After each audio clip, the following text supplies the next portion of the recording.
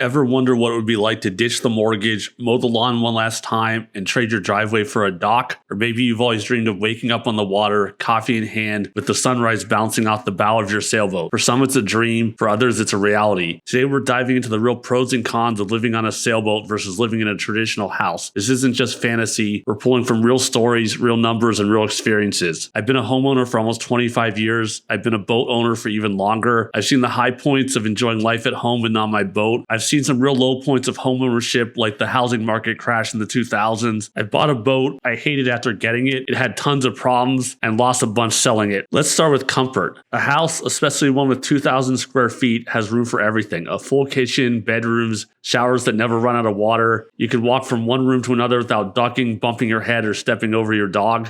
A sailboat, you learn to adapt. Most cruising sailboats offer about 150 to 250 square feet of usable space.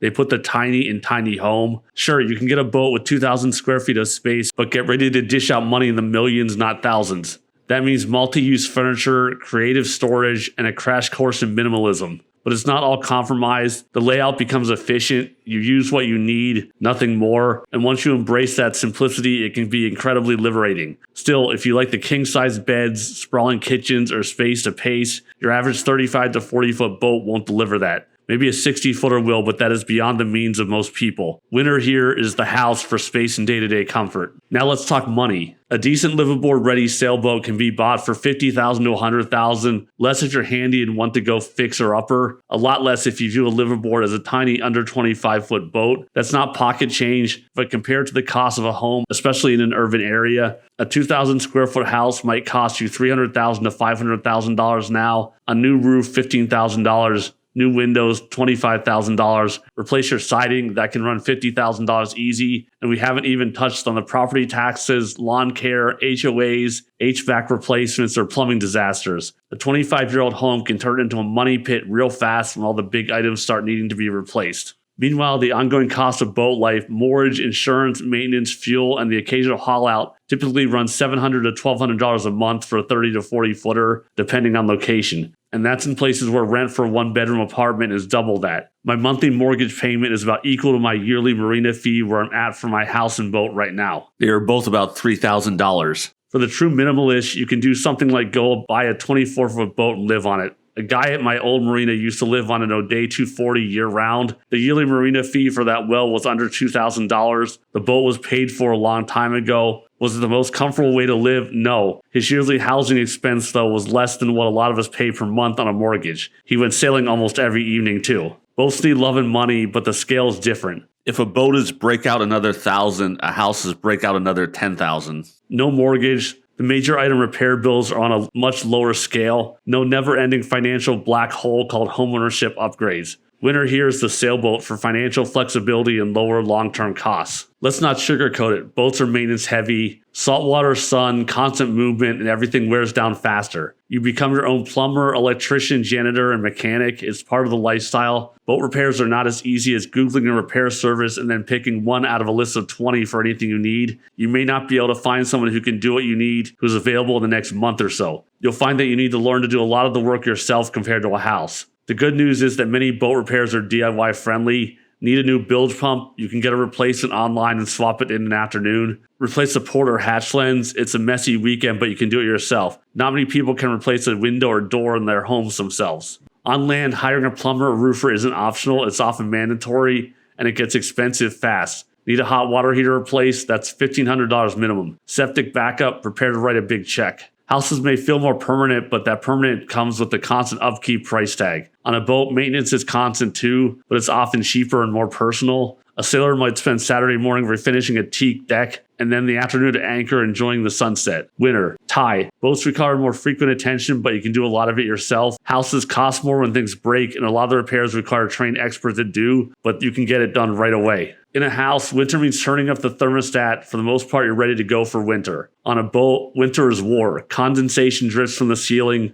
Cold air seeps in through the hall. Single-pane windows and a lack of insulation means you're layering clothes inside. A small diesel heater or AC heat pump helps, but doesn't compare to central heat in a house. In the summer, the script flips. On the water, there's always a breeze. Open the hatches. The water can keep things cooled down. The sun sets across your deck like something out of a movie. A lot of boats can be equipped with AC, but the efficiency is nothing like a house and you need shore power or generator to run it. For some in the house, open the windows or throw in the AC for hot days, you're good to go. For 4-season comfort, the house wins.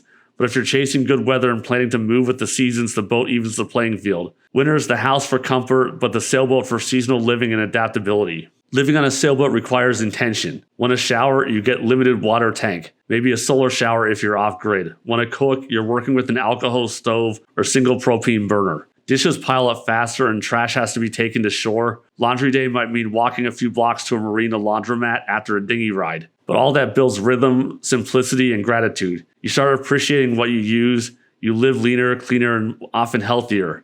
Grocery trips become smaller and more frequent. You tend to eat fresh. You develop habits around energy use and conservation. And while the routines are more manual, they're often more active. You're walking home, lifting more, paying attention. Even filling your water tanks becomes an opportunity to connect with your environment. In contrast, house life is frictionless, but that's not always a good thing. Your day can pass in a blur of screens, fast food, and automation. It's very easy to get lazy and turn into a couch potato watching TV. On a boat, you participate in your life, not watch it. Winter here depends on your values, simplicity versus convenience. Sailboat living connects you directly to nature. You wake up with the sun, you feel every gust of wind, you see wildlife up close, seals, dolphins, and seabirds. Your front yard might be a bay, an island, or a fog-covered marina. You live by the tides and sleep to the sound of water lapping against the hull. You might wake up to a swan yelling at you next to your boat or some other creature that thought your boat looked cozy. Boat spiders and water snakes are both really common where we are right now. On calm nights, the stars feel closer. On stormy nights, you learn humility. In a house, you might hear the wind and rain. On a boat, you feel it. There's no insulation from nature's mood swings. But that's part of the reward. You become more attuned, more grounded. Even daily chores have a rhythm with the natural world. You time your dinghy rides with the tide. You track the moon for current shifts. When the weather is good, life opens up for things like cockpit dinners, paddleboard mornings, and spontaneous swims. A house is shelter, solid, warm, and detached from the world. It's designed to keep you separated and insulated from the outside world. Great if you want protection, but if you crave connection, the boat wins hands down. Winter is the sailboat for immersion in the environment. Now let's talk about the people around you. When you live on a sailboat, especially in a marina or yacht club, you're part of a tight-knit community. There's always something going on the weekends. There's people having bonfires, music, other activities. It's never a dull, lonely place. People look out for each other. You wave to your neighbors. You help tie up each other's boats. You swap stories on the dock, share tools, and talk about weather windows and maintenance hacks. It's a community built on shared passion, sailing, adventure, and resourcefulness. There's something unique about living among people who have a chosen unconventional life. You make connections faster and those bonds are often stronger. Whether it's happy hour on the dock, potlucks at the yacht club, or dinghy races on the weekend, you also benefit from the experience of others. Someone's always rebuilt a system you're currently struggling with. There's always a neighbor who knows how to bleed a diesel line, diagnose a strange battery issue, or recommend a good weather app. Sometimes you will run into overly obnoxious, helpful guy that thinks you can't drill a hole and mount an extra cleat without his full instruction and supervision. This can get irritating real fast if you enjoy working on your boat. And here's a bonus. If you end up docked next to someone you don't click with, you can just move your boat. Try doing that when you live next to a loud, obnoxious neighbor in a house. You can't tow your house to another block, but on the water, your home is mobile and conflict doesn't have to be permanent. In a traditional neighborhood, it can be hit or miss. You might have friendly neighbors or not. And even if they're unfriendly or noisy, you're stuck unless you sell your house. And selling a home is no quick fix. It's a massive decision with financial and emotional weight. Winter here is the sailboat for dynamic community, shared lifestyle, and the ability to relocate at will. Here's where the sailboat shines like nothing else: freedom. In the last 3 years, I've moved my boat to 3 different marinas. No U-Haul, no utility setup fees, no moving truck. Just toss the line, start the engine, and sail to a new backyard. 1 year I lived in a more urban-feeling marina. The next, I went to a more quiet-feeling place up the lake. This year, I'm on an entirely different lake. Next year, I'll probably go somewhere different too. When I owned my home, the 2008 housing crash hit and I was stuck. Couldn't sell, couldn't leave. 15 years in one place, not because I wanted to, but because I had no other real good option. That feeling of being tied down by bricks and a mortgage, it changes how you see the home. It can start feeling more like a prison you're stuck in and not somewhere you want to be. With a sailboat, your home moves with you. Want to chase warmer weather? You can.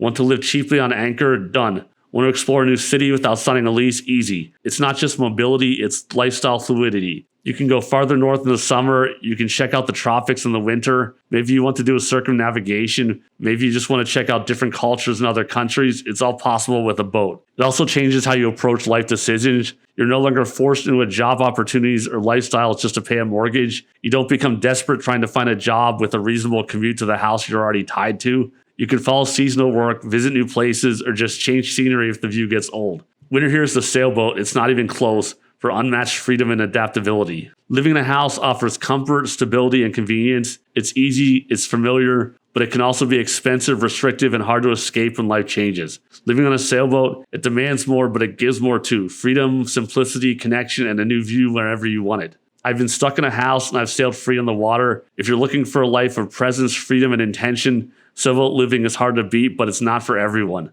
Choose a life that fits your values. It's not about square footage. It's about how you want to live. Thanks for watching. Let us know, would you rather live in a house or on a sailboat? See you out in the water soon.